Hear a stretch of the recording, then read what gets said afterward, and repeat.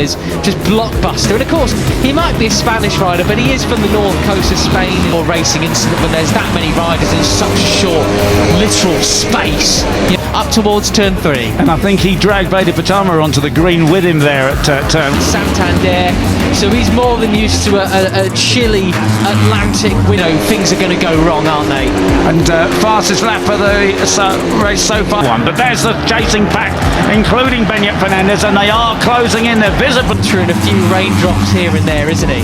And Veda Pratama had a good look at trying to get past for Guillaume Planck, the Frenchman, in 10th place. And then Kerr Martinez, the Venezuelan. Now you don't need to see the too much about the timing screens, because you can see they are closing in. Planck, but couldn't do it as they go across with just 3 laps remaining. 1.4 now. Venezuelan had that yesterday as well. 146.5 was substantially slower than yesterday. And this is the danger. You know, Uriarte, Pratama, they do not want. So it's 4/10 bigger than it was a lap before.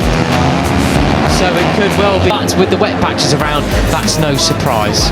Yeah, as you say, it's all concertinaed up very much. A big pack, because all that means is, come the end of the race, it could be leading over the line on the wrapped up for Amadipa, so long as he keeps it rubber side down in the closing stages. Much, hasn't it? There's only, you know, a couple of seconds covering the top 19 or so. The fight towards the final lap, and then finish up maybe 8th or 9th or something. They need every. I hope I don't jinx him, but Brian's doing his absolute best to keep Planck at bay.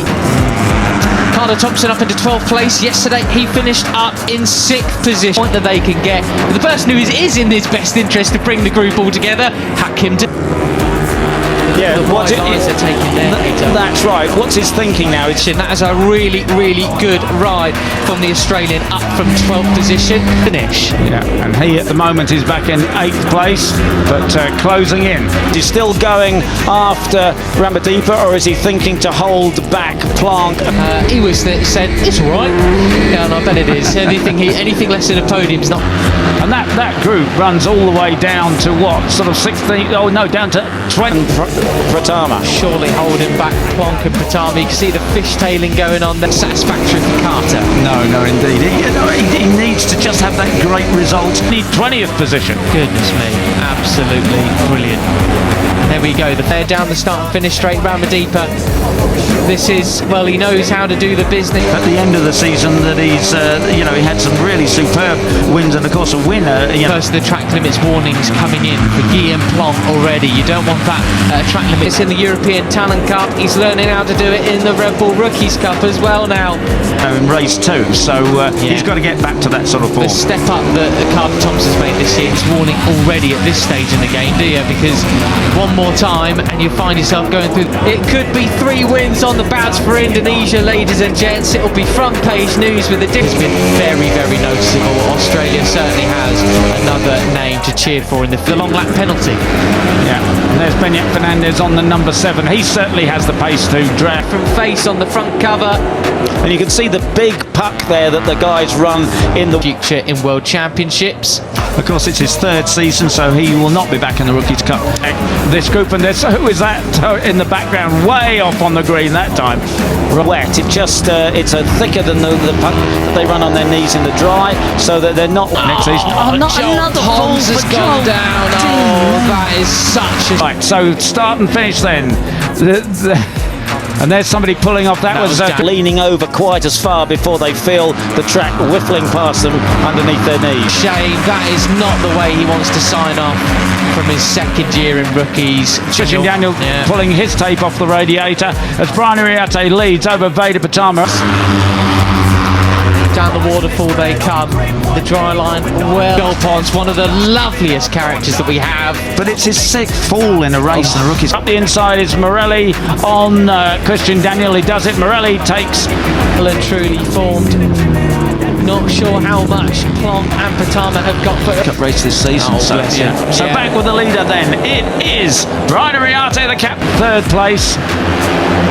It was 9/10 of a second with the chasing group. Uriarte in these closing stages. Just 2 laps remaining as they cross the line. Champion ahead of the number 11 of David Gonzalez.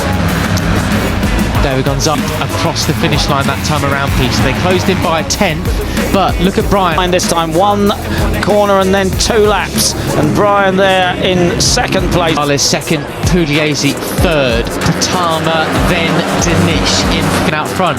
He's just thinking, no way, I'm absolutely going for it. Last time around he set a 140, but he has got Planck and he doesn't get a great drive there, did he? It does not. In place, Malaysia versus Indonesia for second in the championship. We remind you, 1:06.8, but actually the fastest rider on track, Peter, is Joel Pons, back in 19th place. Get a great drive. So he's got Planck right on his tail now, and Planck has got a point between them. Elbows out. Literally, yeah.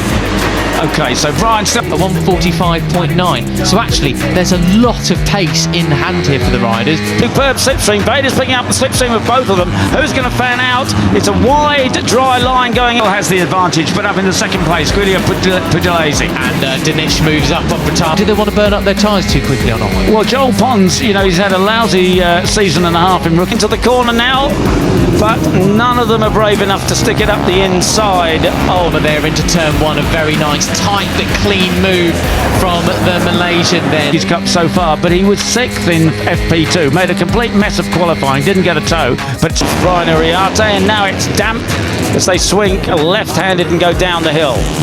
Really, really nice indeed. Oh my goodness! Certainly he has pace round here. If his FP pace is anything to. I do wonder what Veda's thinking at this point, Peter. The 54, we know how crafty and clever he. Gracious me! And those damp patches, it's still cool, of course. Those damp patches are hanging around, but go by. So it would be great to see Pons way up in this group. Uriarte he is as well. Is he biding his time, waiting?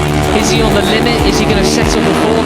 There's mostly a dry line, but you just got to be careful you don't get offline. Maybe that limits some of the. And Pratama, a bit like yesterday, just swapping places around various parts. Felt that very much, but what is he playing at the moment? I'm just not sure.